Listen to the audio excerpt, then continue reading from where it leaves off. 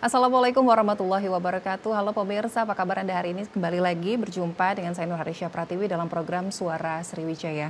Pemirsa, dalam era digital ini pinjaman online dan juga judi online ini semakin mudah untuk diakses tentunya dengan beberapa klik saja sudah mendapatkan dana pinjaman, lalu juga penawaran-penawaran bonus seperti itu, promosi-promosi dari judi online ini juga menggait beberapa ataupun juga banyak masyarakat ini untuk bermain judi online, padahal sebenarnya ada beberapa resiko yang mungkin belum masyarakat ketahui atau waspadai, diantaranya ada pinjaman online yang ilegal yang tidak diawasi OJK seperti itu. Judi online pun juga akan memberikan risiko khususnya secara pribadi untuk para pemain judi online ini sendiri. Nah, apa saja yang harus diwaspadai masyarakat khususnya terhadap pinjaman online ilegal dan juga judi online akan kami bahas lengkapnya dalam Suara Sriwijaya hari ini. Sudah hadir di studio TVRI Sumatera Selatan. Saya akan sapa yang pertama Kepala OJK Sumsel Babel, Bapak Arifin Susanto. Assalamualaikum Pak Arifin. Selamat sore pemirsa. Apa kabar Pak? Alhamdulillah baik Mbak Caca. Alhamdulillah, hari ini kita bahas temanya cukup menarik ya Pak. Baik. Yang lagi happening. Betul. Lagi happening, masyarakat juga ini harus punya pemahaman lebih jauh lagi tentang pinjaman online dan juga judi online. Selain Pak Arifin, juga hari ini kami sudah hadirkan pengamat ekonomi Universitas Sriwijaya, Dr. Muhammad Ihsan Fajri MM. Assalamualaikum Pak Ihsan. Waalaikumsalam warahmatullahi wabarakatuh. Jumpa lagi kita Pak. Hari ini bahas masih tentang ini ya Pak ya, pinjaman online dan juga judi online, tapi hari ini tuh kita hadirkan Kepala OJK Sumsel Babel juga seperti itu. Benar. Karena memang tidak bisa dipungkiri ya kalau berbicara tentang pinjaman online dan juga judi online, karena tadi ya kemudahan yang diberikan ini alhasil memang masyarakat ini juga menjadikan hal ini sebagai salah satu jawaban dalam situasi darurat seperti itu. Tapi ternyata ada hal yang perlu diperhatikan masyarakat supaya tidak terjebak dalam pinjaman online ilegal dan juga judi online. Dan pemirsa di rumah juga bisa bergabung bersama kami melalui telepon interaktif di 0711 311 454. Tema kita hari ini waspada pinjaman online dan judi online. Saya akan ke Pak Arifin terlebih dahulu. Pak Arifin, kalau berbicara tentang pinjaman online ilegal, lalu juga ternyata OJK ini kan tidak hanya mengawasi bank juga, tapi investasi seperti itu ya Pak. Nah, bagaimana OJK menyikapi adanya fenomena pinjol ilegal, lalu juga investasi ilegal dan juga judi online? Ya, makasih Mbak Caca dan pemirsa TVRI, selamat siang. Jadi ini memang fenomena yang cukup menarik dan memang belakangan ini menjadi concern kita semuanya. Karena memang kalau berdasarkan pengamatan kami dan bersama-sama dengan Satuan Tugas Pencegahan Aktivitas Keuangan Ilegal ya. Jadi fenomena ini kita kenal dengan istilahnya tiga rantai kejahatan ya, atau triangle of evils ya. Umumnya yang triangle, kenapa disebut triangle itu karena umumnya kegiatan investasi kegiatan pinjaman online yang ilegal ya. Ilegalnya artinya pinjaman online tetapi yang tidak ada izinnya, kemudian dia memberikan dengan cepat, kemudian tanpa ada pelindungan konsumen yang memadai, tapi dalam waktu menit bisa dapat pinjaman. Itu yang sebagian besar dari pinjaman online yang ilegal ini umumnya secara statistik digunakan untuk dua kegiatan yang lainnya, yaitu yang pertama adalah investasinya juga ilegal, investasi ilegal, dan yang berikutnya adalah judi online. Kalau online kan judi kan nggak ada yang ilegal kan, semuanya ilegal ya. Jadi triangle, makanya namanya triangle of evils. Ya, jadi tiga mata rantai setan yang memang saling berkaitan. Jadi memang katakanlah karena memenuhi kebutuhan yang emergensi, kemudian tidak ada jaminan, kemudian dengan cepat, dan sekarang ini bukan banyak masyarakat kita ya Pak ya, kita menggunakan banyak handphone tetapi belum paham risiko-risiko keuangan, risiko investasi dan sebagainya. Sementara mengakses keuangan pinjaman yang ilegal itu sangat mudah, meskipun risikonya luar biasa besar. Sehingga memanfaatkannya ya untuk kalau enggak untuk tadi investasi yang ilegal atau judi online. Nah, judi online ini kan menjadi marak dan sampai dengan Pak Presiden turun tangan ya, karena memang luar biasa ini Pak Ihsan dan Mbak Caca ya.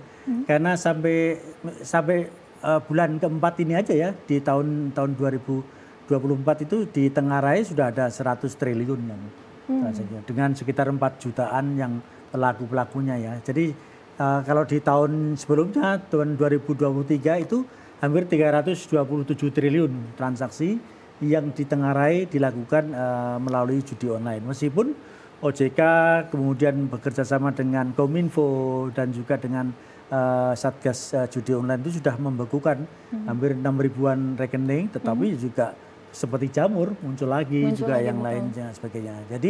Jadi fenomena ini ya triangle tadi karena memang masyarakat perlu ini dan memang banyak diiming-imingi dengan bisa kayak instan dengan cara judi, nggak ada duit, nggak kemudian aplikasi judi online kan menarik ya, istilahnya kesempatan untuk menangnya kecil, tetapi selalu diberikan angan-angannya, sehingga mereka muncullah paling mudah ya pinjaman online, pinjaman online yang paling lebih mudah lagi yang ilegal, gitu.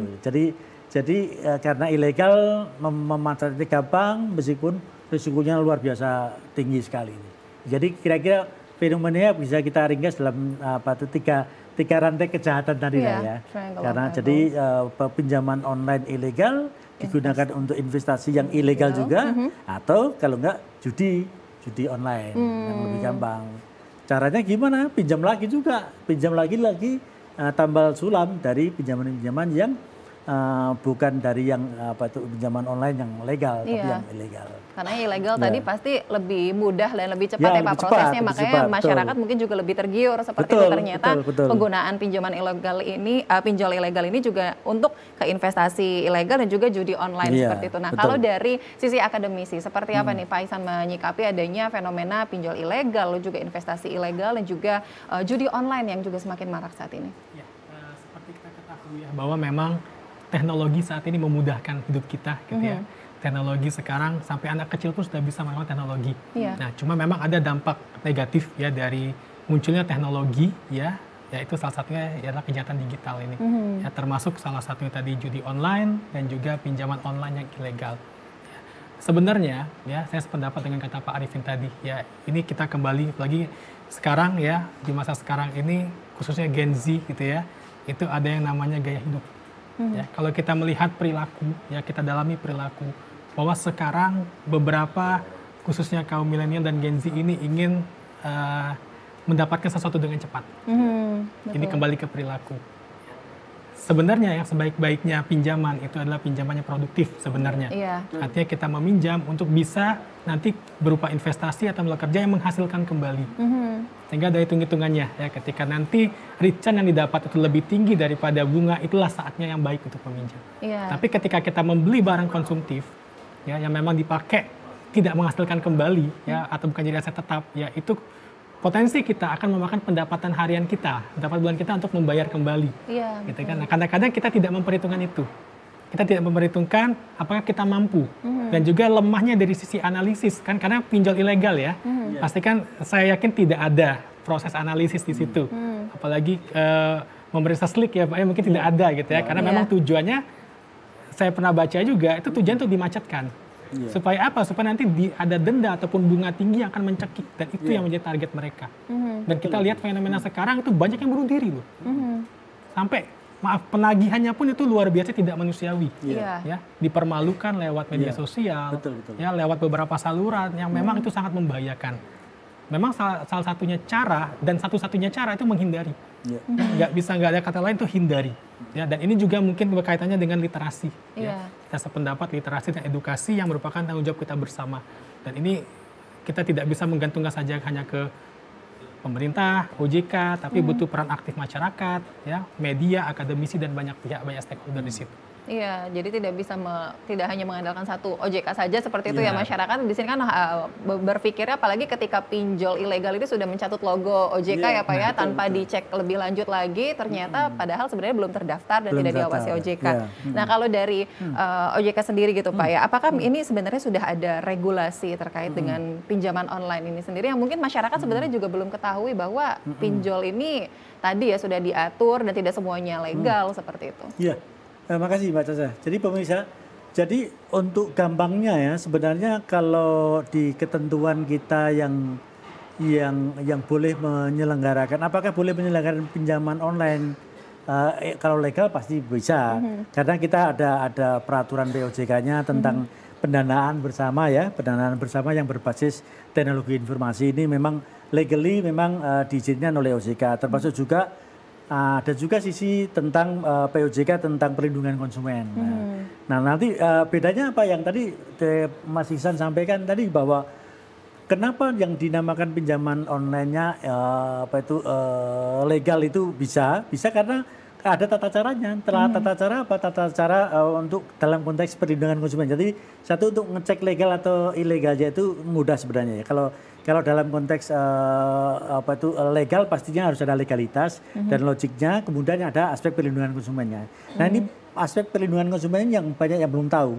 Bahwa untuk perilaku penagihan misalnya ya Pak Ihsan ya, ini sebenarnya kita punya POJK yang jelas-jelas menyatakan di sana katakanlah tidak boleh menggunakan cara ancaman atau tindakan fisik maupun tekanan verbal, termasuk ngirim-ngirim ke yang bukan konsumennya. Kan kadang-kadang kita ini itu pasti ilegal itu, karena ngirim atas nama ini saudara kalau nggak temannya tidak akan saya laporkan atau saya permasalahkan, itu termasuk represif dalam konteks padahal kita bukan nggak tahu menahu ini siapa, kebetulan ada di kontak kita.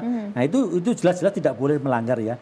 Termasuk bahkan ini banyak yang nggak tahu ya, alamatnya harus di domisili konsumen. Nah ini banyak yang belum tahu juga bahwa sebenarnya ada POJK kita yang mengatur ada batasan Pak, hari sama jam penagihan itu ada Mbak Caca. Jadi hanya boleh nagih di hari Senin sampai dengan Sabtu. Jamnya pun juga diatur jam 8 sampai dengan jam 8 malam. 8 pagi sampai jam 8 malam. Di luar jam ini sebenarnya kita bisa komplain. Komplain ya, bisa komplain ke OJK, bisa ke kepolisian setempat kalau memang ada tindakan-tindakan yang konsumen yang nggak memiliki hak apa. Kalau pinjamannya legal. Nah, sehingga nanti kita mungkin sekalian saya bicarakan ya, cara membedakan antara pinjaman online ilegal sama legal ya. Kalau yang ilegal itu pasti penagihannya tidak punya sertifikasi ya. Penagihan yang dikeluarkan oleh ada asosiasi fintech ya, asosiasi fintech untuk pemberi pinjaman itu yang legal tadi ya. Kemudian kalau yang ilegal itu pasti ada ancaman teror dan kekerasan. Kalau yang legal pasti lebih manusiawi, lebih ada jelasnya. Kemudian yang ilegal dia menawarkan lewat SMS, WA dan komunikasinya secara pribadi bahkan tanpa izin kan. Makanya kalau dapat WA Pak Ihsan, saya dapat WA, nah kan bisa juga block and report. Kalau menurut saya biar tidak memberikan biar banyak konsumen yang nggak tertipu, sebaiknya pemirsa kalau ada SMS atau WA yang kita nggak kenal dan ini menawarkan sesuatu yang itu pasti ilegal. Nah, block and report. Jadi kalau hanya block hanya untuk sita aja, tapi block and report itu reportnya ada langsung ke kepolisian, ada langsung ke PPATK, ada termasuk ke tempat saya di OJK. Nah, jadi itu kalau ilegal dia pasti salurannya pribadi tanpa izin, nggak pakai izin kita dulu ya. Nah kemudian juga akses data juga lewat ponsel kita. Nah, ponsel kita yang khusus itu, padahal mestinya kan nggak boleh seperti itu ya. Kalau namanya pinjaman yang legal, dia nggak usah pakai kontak-kontak pribadi kita yang masuk di sana. Nah, termasuk juga kalau yang legal itu ada batasannya Mbak Caca. Banyak yang belum tahu pemirsa ya. Ada batasan tentang bunganya, kemudian juga ada dendanya seperti apa. Nanti kalau nggak bisa membayar, kemudian juga intinya juga ada izin resminya. Cara ngeceknya gimana? Cara ngeceknya gampang, ngecek di OJK, bisa di telepon 157, kalau enggak 0811 157 157 157. Itu WA. Bisa juga nanti cek websitenya OJK.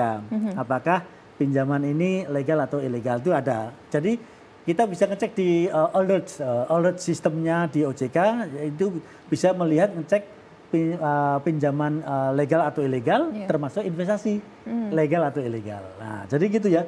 Jadi memang banyak yang ini. Jadi kalau apakah kita nggak boleh meminjam? Ya boleh kalau memang terpaksa sekali. Kalau bisa seperti Pak Ihsan tadi yang produktif, yang menghasilkan, atau memang yang terpaksa. Tapi kita punya cadangan dana untuk ini. Tapi usahakan kalaupun terpaksa harus meminjam, pinjamlah di pinjaman online yang legal. Tadi ya ciri-cirinya yang ilegal yang tadi penagihannya nggak jelas, kemudian jamnya nggak ada, resikonya, dan yang tadi Mas Ihsan benar sekali itu nanti beranak pinak, istilahnya akan gali lubang tutup lubang terus gitu. Itu kira-kira ya. Jadi untuk pemirsa, jadi singkatnya kita punya aturannya itu di OJK masalah legalitas. Itu nanti bisa dicek di sana kebenarannya, keakuratannya, izinnya dan sebagainya. Termasuk yang kedua harus ada, kalau yang ilegal pasti nggak ada aspek perlindungan konsumennya. Tapi kalau legal ada. Tadi kalau legal itu ada jamnya, ada harinya, ada jam 8 sampai jam 8 malam, Sabtu Minggu nggak boleh. Kemudian juga harus ada identitas yang jelas, yang ada asosiasinya. Kemudian tidak boleh meneror kayak begitu. Nah, itu yang legal. Jadi usahakan kalau memang terpaksa sekali pinjam, ya pinjamlah di pinjaman online yang legal. Ngeceknya gampang kok. Sekarang gampang pakai teknologi, pakai nanti WA tadi juga bisa, atau datang langsung ke KOJK setempat kan ada ya. Kalau di Sumsel kan ada di Jalan Jenderal Sudirman di situ. Nah, nanti ada bisa ngopi di situ sambil ngecek ya gitu ya. Gitu ya, pemirsa kira-kira seperti itu. Iya, mudah, bisa klik-klik untuk cairin dana pinjaman, masa nggak bisa ya Pak ya, ngecek dulu legal atau enggak gitu kan. Jadi harus di cross check lebih lanjut. Nah, kita jeda sejenak nih Pak Arifin dan juga Pak Ihsan, kami akan kembali usai jeda berikut. Pemirsa tetaplah bersama kami dalam Suara Sriwijaya.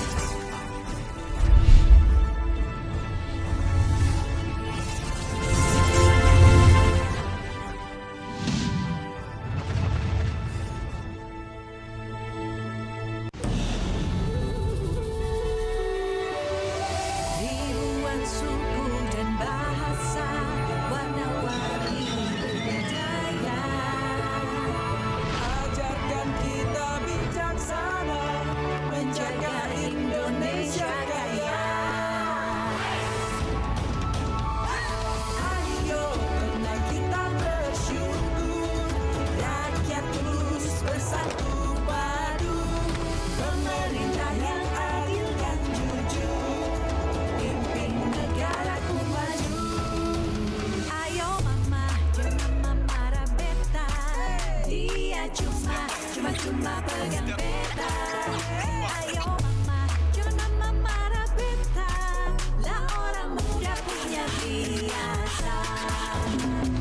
Sing baju marikan di marjoget, so marikotan di dalam gadis bangkan jua-jua, bangkan jua-jua.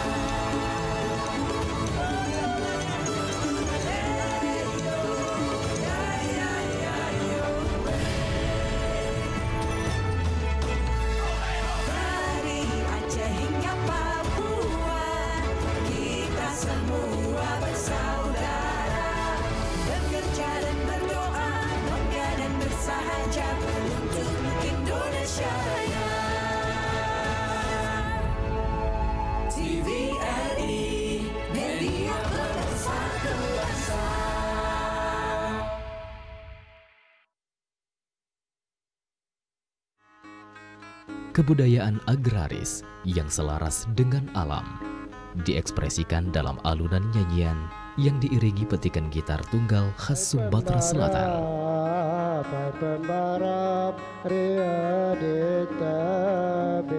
Saksikan kesenian musik tradisional yang tak lekang oleh zaman di program Batanghari 9. Setiap hari Senin dan Kamis pukul 13 waktu Indonesia Barat. Selasa pukul 10:30 waktu Indonesia Barat. Serta Sabtu dan Minggu pukul 16:30 waktu Indonesia Barat. Hanya di TVRI Sumatera Selatan.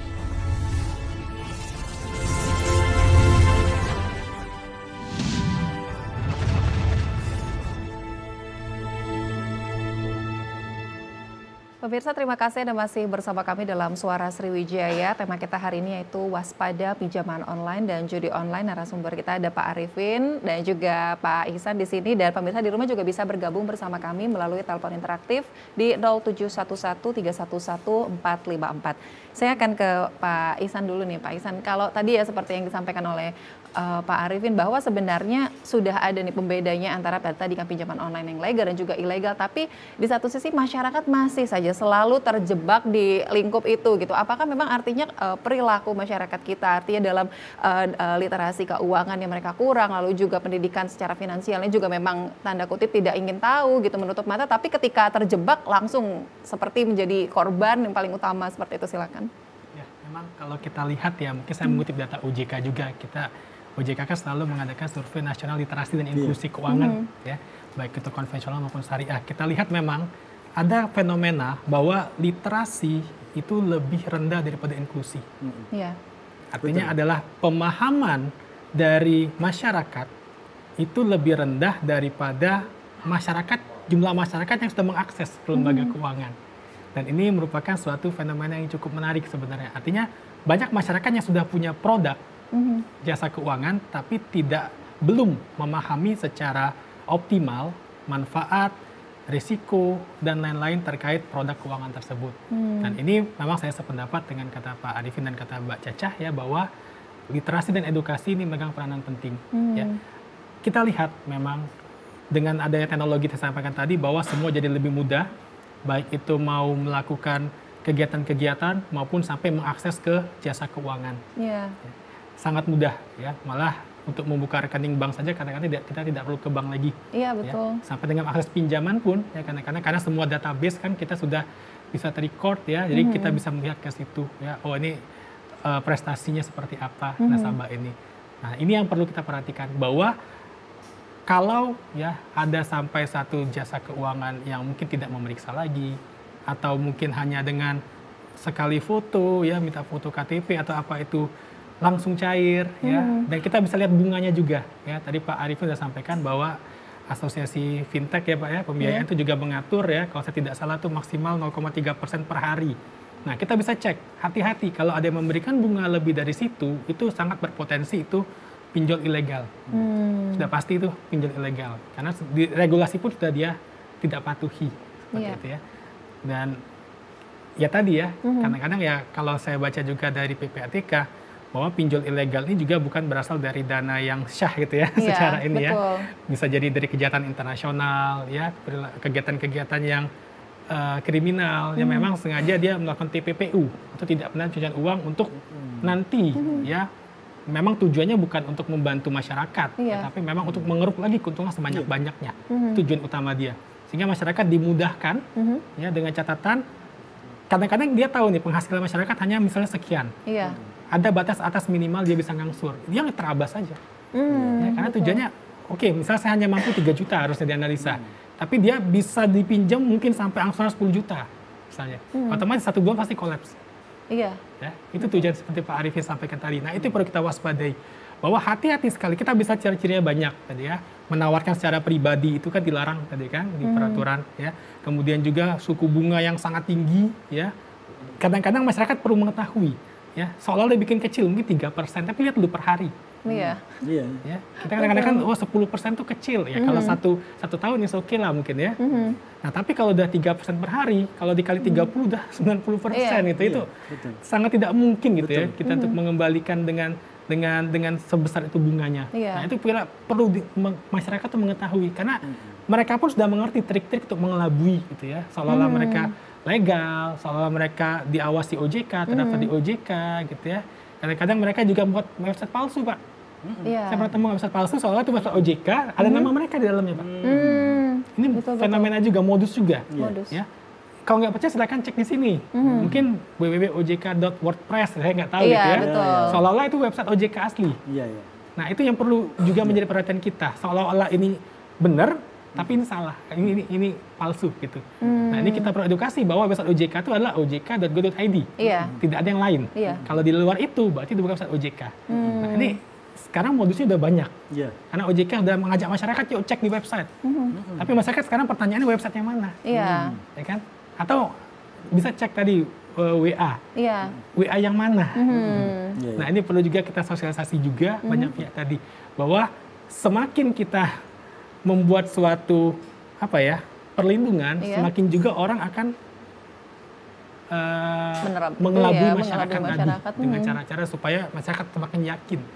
Betul. Apalagi narasi-narasi yang dibuat tadi ya seperti 0,3 per hari. Kalau kesannya masyarakat mikirnya mungkin ngambil angka 0,3%-nya itu tadi gitu kecil seperti itu. Padahal kalau dikalikan 1 bulan, wah angkanya juga luar biasa dan seperti itu. nanti. Benar. Multiplayer dia, ya itu jebakan, itu menjebak memang, ngaca disamarkan itu biar nggak terlalu kentara. Apalagi yang nggak well educated kan, dia yang penting cepet gampang gitu Iya, loh. betul. Nggak mikir kalau istilahnya 1.400.000 1.000.000 pinjamnya, baliknya 1.400.000 itulah. Jadi 1,4, padahal itu gede banget itu. Iya. Itu lebih jahat daripada rentenir sebenarnya. Dan kadang-kadang mereka juga menekan provisi yang luar biasa juga, Pak. Betul. Pinjam 1 juta, mungkin cair cuma 600, provisi bisa 40%, tapi ngembalikannya hitungnya dari 1 juta tadi. Betul. Sehingga udah lose lagi. Iya.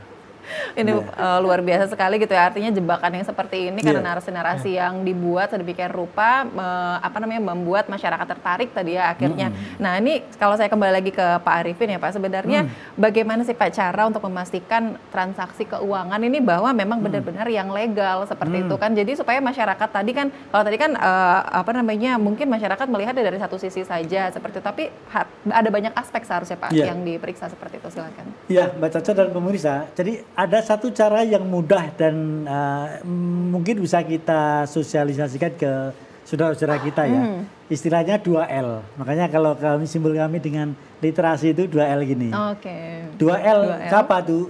Untuk ngecek itu keuangannya legal atau ilegal itu 2L aja. Satu, legalitas, L pertama legal. Legal itu maksudnya apa? Dia satu berizin. Dia untuk menawarkan produk dan jasanya berizin. Cara ngeceknya kan juga mudah kan, kita bisa ngecek di website, di WA tadi, nanti kita perjelas lagi ke masyarakat untuk setiap penawaran produk harus mencantumkan untuk konfirmasinya kemana itu ya. Satu untuk izin legalitas itu artinya berizin untuk menawarkan, juga berizin dalam menawarkan produk-produknya. Kalau legal pasti dia akan berani menawarkan produk-produk secara jelas. Dan tadi memang seyoganya harus ada logonya, Kenapa? Biasanya kalau yang bank-bank yang benar atau fintech-fintech yang benar pasti berizin dan diawasi oleh OJK. Ada logonya. Ya. Itu yang L yang pertama ya. Jadi legalitasnya itu perizinan, prosedurnya, kemudian dia berhak menawarkan produk dan sebagainya. Nah yang berikutnya adalah logik. Logik enggak, yang tadi Mas Isan sudah memancing.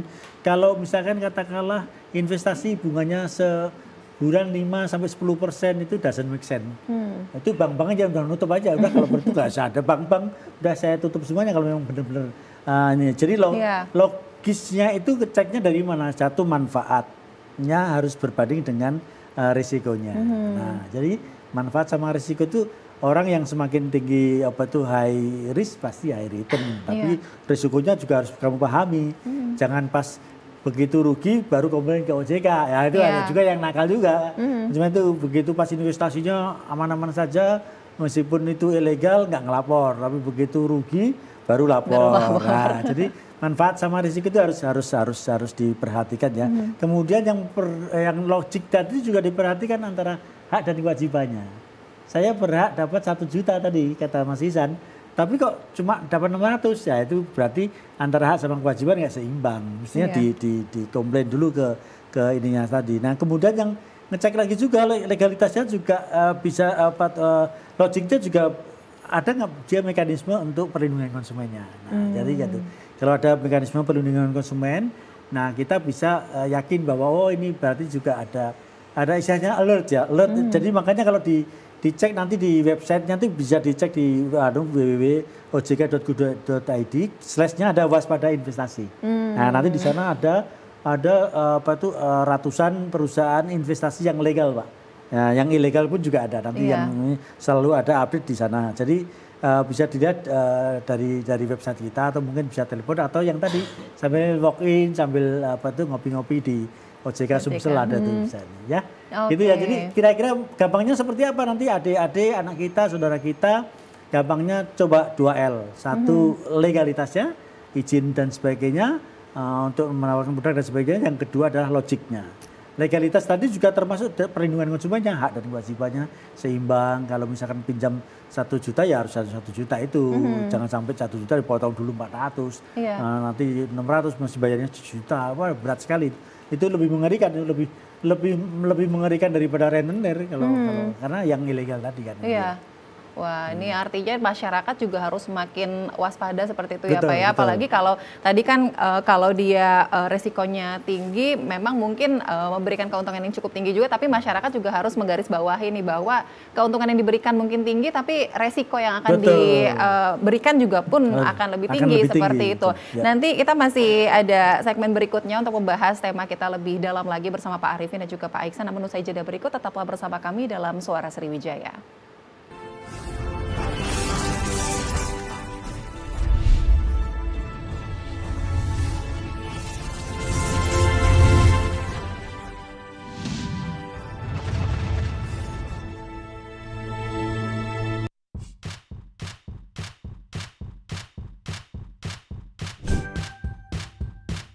Keluarga Indonesia, sudah saatnya kita cerdas memilih tontonan yang tepat untuk anak. Karena tontonan yang ramah anak sangat penting untuk membentuk karakter dan tumbuh kembang anak. TVRI menghadirkan program-program tayangan yang edukatif dan aman untuk buah hati kita. Ayo,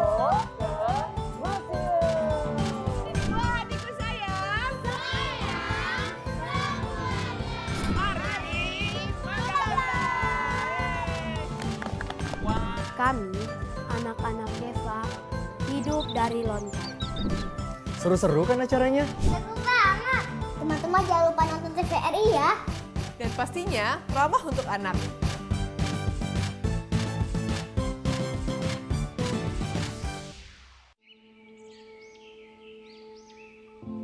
Taman Nasional Tanjung Puting. Disinilah lokasi kami tinggal dan hidup. Hutan hujan tropis di Kalimantan adalah rumah bagi kami, orang utan. Orang utan ini adalah yang satu-satunya peninggalan nenek moyang kita dan sangat disayangkan apabila kita tidak melindungi dan mengetahui apa sih orang utan itu. Kita harus melindungi dari kepunahan dan untuk menjaga kelestariannya. Jagalah kami dari kepunahan. Agar tak hanya dongeng yang menjadi warisan.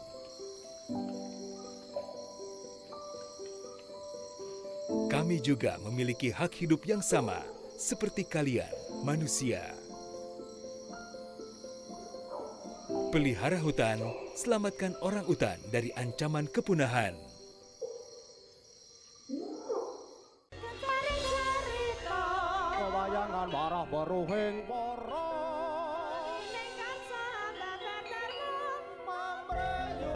Salah satu keanekaragaman budaya Jawa yang masih favorit hingga saat ini adalah wayang.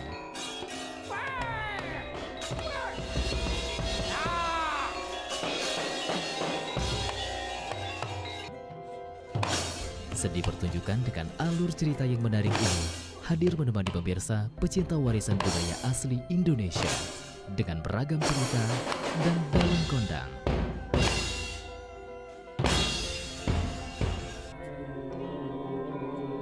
Wayang setiap Sabtu pukul 22 waktu Indonesia bagian Barat. Hanya di TVRI Sumatera Selatan, media pemersatu bangsa.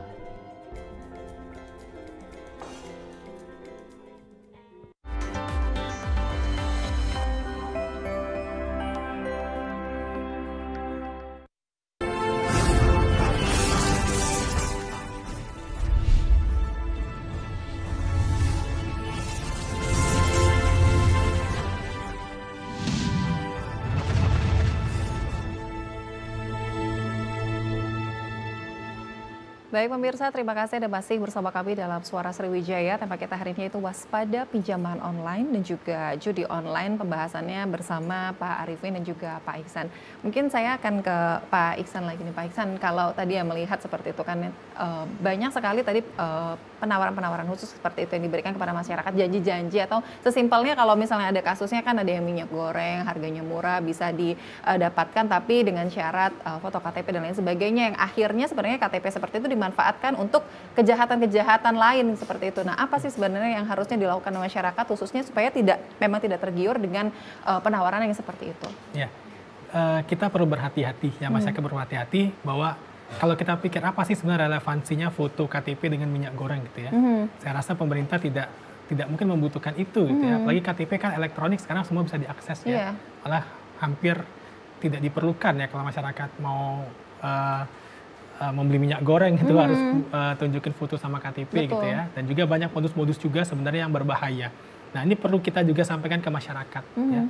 Dan memang seperti ini, kadang-kadang yang mereka sasar itu kadang-kadang masyarakat yang mungkin sudah senior ya, yang mungkin agak gaptek dan juga masyarakat yang mungkin di daerah-daerah ya.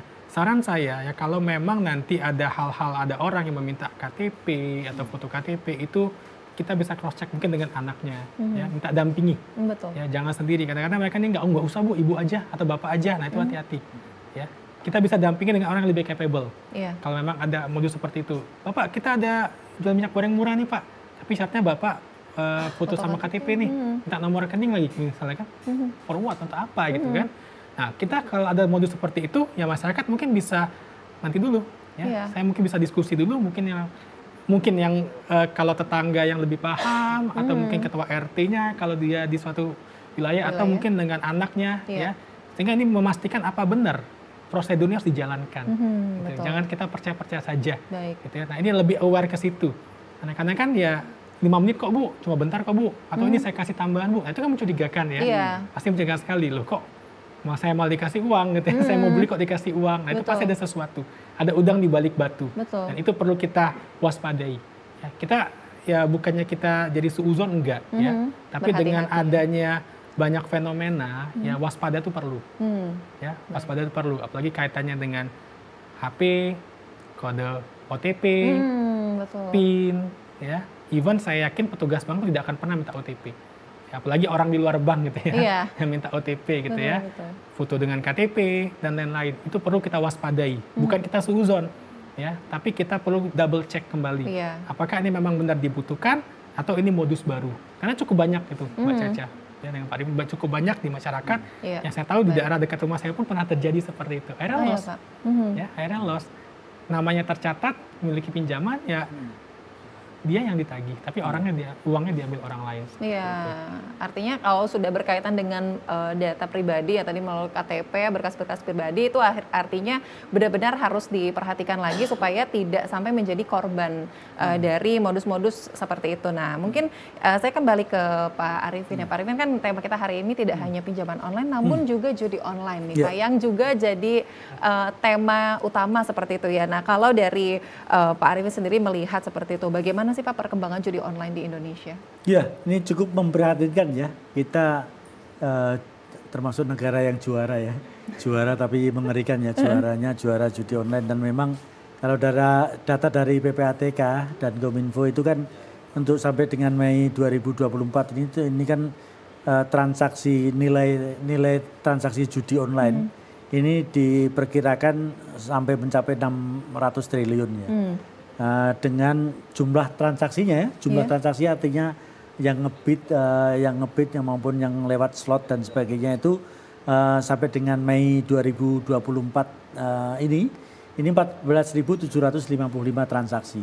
transaksi yang bersumber dari perjudian online tadi ya.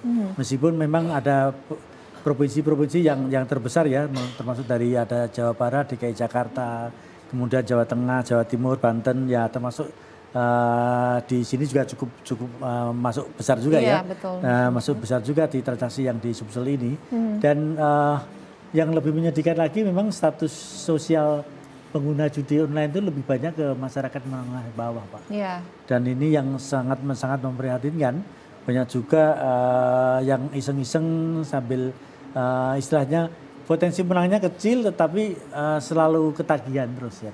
Jadi apa tuh peluang menang untuk kecil tetapi dibuat di package, didesain mesin-mesin judi itu dibikin menarik. Iya. Ada promonya, ada yang nanti testimoni dari yang menang, ada lagi yang endorsernya. Kemudian coba kita lihat di gambar-gambar slot itu kan menarik ya, warna-warninya. Kemudian ada bling-blingnya kalau menang. Jadi memang dibuat secara psikologis itu kita kayak ada apa ya, kayak dijebak ya, dijebak untuk ketagihan. Bermain tadi meskipun hanya sebentar.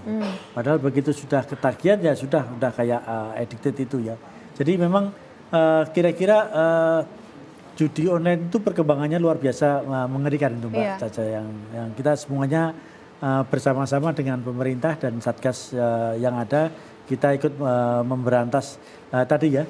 Kalau dari peran OJK ini bukan peran OJK Pak, kalau yang jelas secara real kita sampai Juni ini sudah memblokir 6.056 rekening ya bank yang ditengarai terjebak judi online tadi ya. Termasuk juga kita juga terlibat juga dalam Satgas untuk perjudian online ini karena kita anggota di sana, dan kemudian juga kita berusaha bersama-sama dengan Satgas pasti itu untuk menanggulangi ini, dan termasuk juga dengan para akademisi Pak Ihsan yang kita rame-rame Semarang kita perbanyak literasi dan edukasi ya. Karena dengan cara ini masyarakat pelan-pelan akan semakin sadar diri bahwa untuk segala sesuatu itu nggak bisa instan. Kemudian tidak mungkin juga diiming-imingi, karena begitu judi itu nggak akan ada yang menang. Yang menang siapa ya? Bandarnya. Apalagi yang namanya online. Orang itu kan aplikasi. Orang anak pun juga tahu namanya aplikasi ya. Pembuat aplikasi yang bisa nyetel seperti apa ya. Jadi gitu ya. Jadi mungkin kira-kira ya itu adalah upaya-upaya kita bersama yang memang tidak mudah. Tapi saya yakin semakin banyak digencarin preventif seperti ini, edukasi literasi, semakin gencar akan semakin bagus ya. Termasuk untuk ya saudara-saudara kita, anak kita, termasuk juga ngecek. Jangan coba selalu ngecek di Slik. Slik itu jangan dikira misalkan pinjaman online terus nggak dibayar karena ganti KTP, ganti HP terus selesai, enggak. Itu akan ada rekam jejak terus yang tersimpan, nggak bisa hilang kecuali harus dihapuskan gitu loh, dibayarkan dulu atau caranya di reschedule dan sebagainya. Itu kira-kira Pak. Oke, jadi bukan yang tadi apa ya seperti Pak Erwin sampaikan begitu ganti nomor handphone langsung hilang, udah nggak ada beban lagi, padahal sebenarnya tidak gitu ya. Apalagi kan data pribadi memang juga sudah dipegang seperti itu ya, walaupun dan prinsipnya kalau utang ya harus dilunasi kan gitu kan. Kalau memang ini nggak bisa juga, mungkin ini tips ya, tips kalau yang udah terjerat pinjaman online ilegal, gimana caranya ya?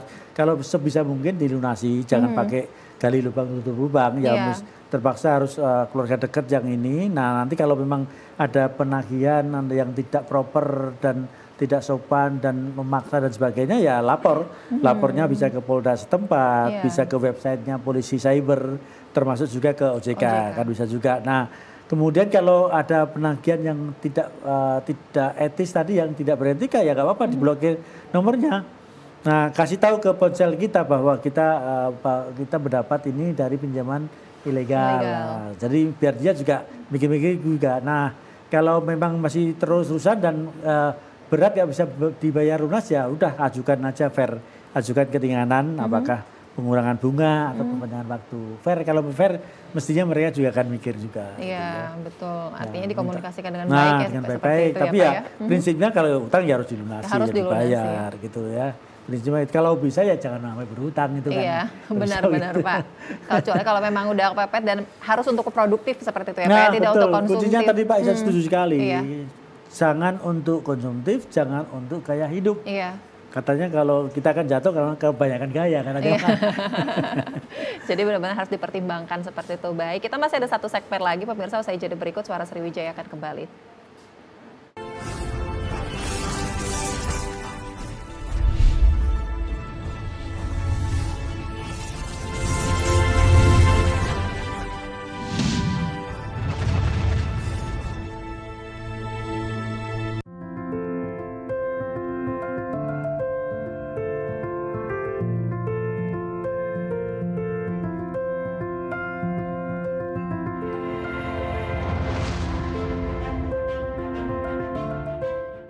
udah pada tahu belum sih? Sebentar lagi kita bakal milih lagi loh. Tapi kali ini kita akan memilih kepala daerah, bupati, wali kota, dan gubernur. Ada tahapan-tahapan pilkada yang akan kita lalui. Pada tanggal 27 sampai dengan 29 Agustus 2024 akan dilakukan pendaftaran pasangan calon kepala daerah. Selanjutnya, pada tanggal 22 September 2024 dilakukan penetapan pasangan calon kepala daerah. Selanjutnya, pada tanggal 25 September sampai dengan 23 November 2024 akan dilakukannya masa kampanye. Kemudian, di tanggal 27 November 2024 akan dilakukan pemungutan suara serentak seluruh Indonesia. Selanjutnya, pada tanggal 27 November sampai dengan 16 Desember 2024 akan dilakukannya rekapitulasi penghitungan suara. Nah, tentunya kita akan kawal sampai dengan penetapan calon terpilih. Nah, gimana? Sekarang udah tahu kan ya? Tapi satu lagi, sebelum memilih jangan lupa kenali pasangan calon kepala daerah yang akan kamu pilih nanti ya.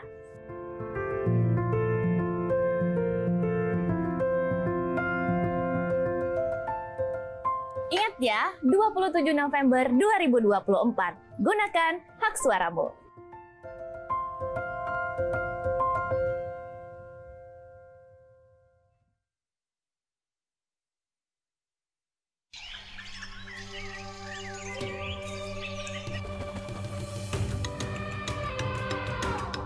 Taman Nasional Waikambas, kawasan konservasi dengan luas sekitar 125.000 hektar, kaya akan satwa liar dan menjadi habitat gajah Sumatera, Elephas maximus sumatranus. Keberadaan kawasan konservasi Waikambas sangat penting untuk melindungi satwa gajah yang masuk kategori appendix ini. Dan inilah lokasi tempat keseharianku sebagai seorang mahout. Interaksiku bersama hewan besar ini membangun keterikatan emosi layaknya orang tua dan anak.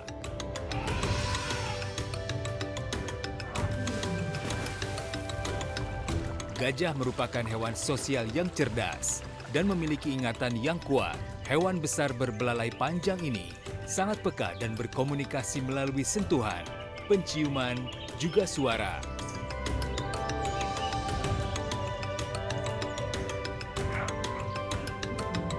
Konflik gajah dengan manusia, penyusutan hutan habitat alami gajah, dan perdagangan gading ilegal menyebabkan gajah diambang kepunahan.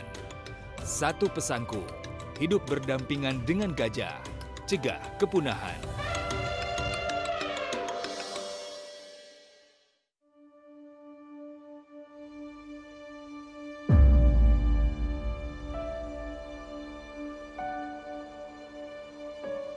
Kami menyadari perjuangan kami tak lagi mengangkat senjata. Daratnya turun, gitu ya. Melainkan tentang bagaimana meneruskan cita-cita bangsa, menciptakan generasi cerdas yang bermartabat. Kami yakin semua bisa dicapai. Berinovasi menjadi solusi, karena masa depan bangsa ini diciptakan oleh apa yang dikerjakan hari ini, bukan esok hari.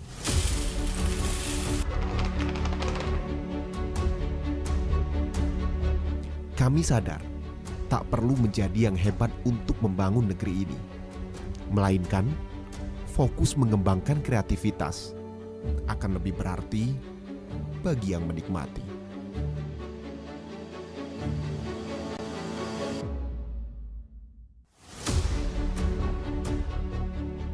Terkadang, realita tidak semudah yang dibayangkan.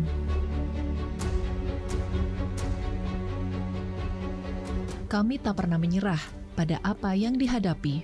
Setelah ini, apakah ada pengolahan lebih lanjut lagi dari bukan sebatas informasi, tapi tentang bagaimana mengabarkan kebenaran hari ini untuk perubahan di masa depan. Sampah bukan hanya tanggung jawab pemerintah saja, namun juga tanggung jawab kita semua. Demikian kondisi terkini kami laporkan. siapapun dan dari manapun kami. Kami tetap pemuda Indonesia.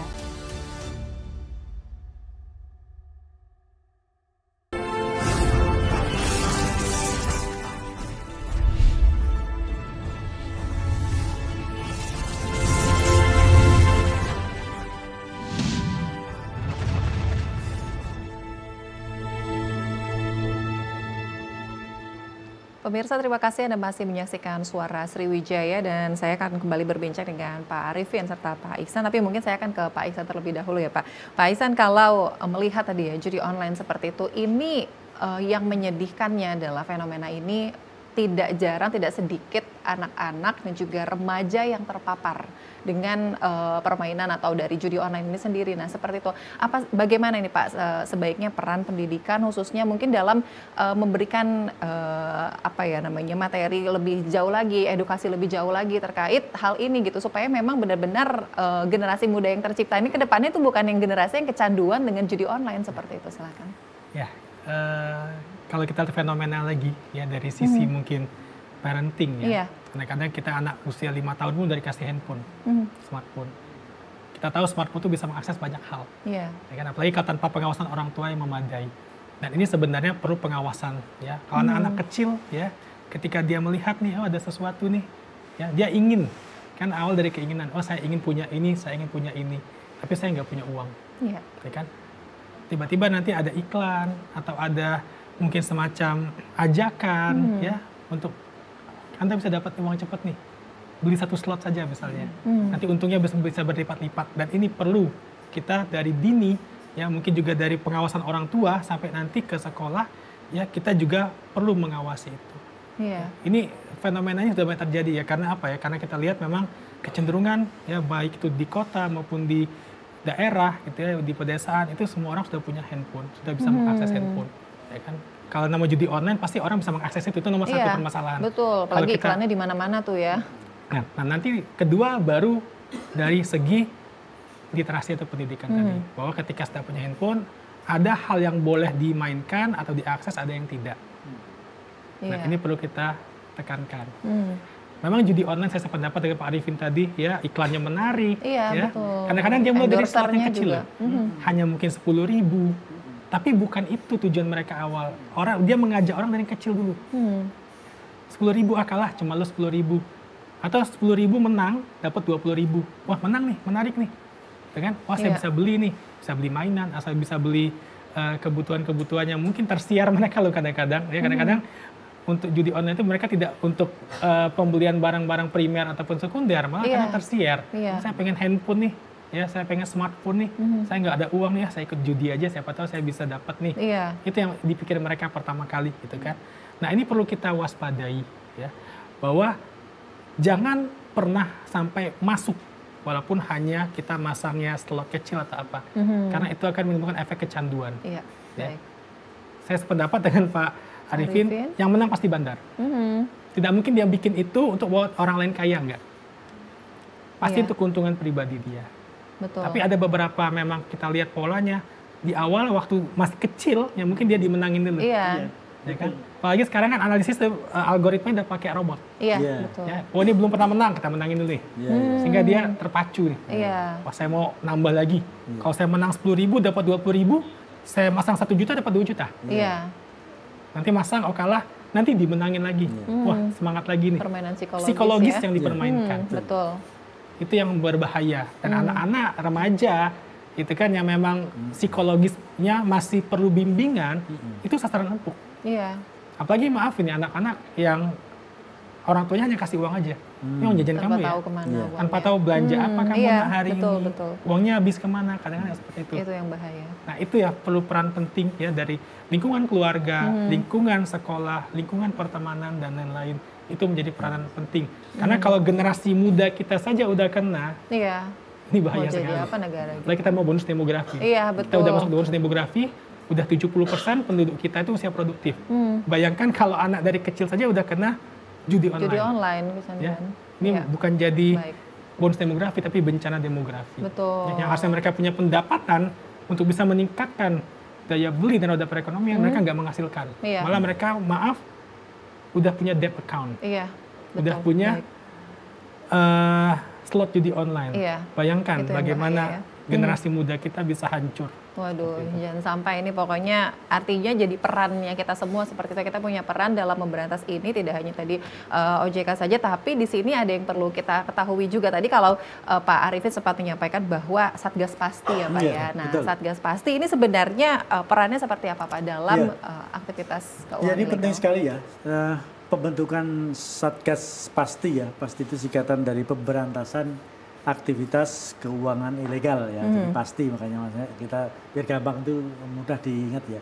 Pemberantasan aktivitas keuangan ilegal ini memang kolaborasi bersama-sama. Ini karena kan bersama-sama tadi dari 16 lembaga ya, 16 lembaga termasuk kepolisian, kejaksaan, kemudian juga lembaga-lembaga yang terkait ya, termasuk Bank Indonesia, termasuk dari provinsi, daerah dan sebagainya. Kenapa? Karena memang yang tadi triangle of evils tadi ya, pinjaman online ilegal digunakan untuk apa? Untuk aktivitas investasi ilegal. Karena ini gampang sekali terjerat kan, dibujukin, nanti ada endorsernya, katakanlah saudara saya, kakak saya itu pernah ketipu Pak.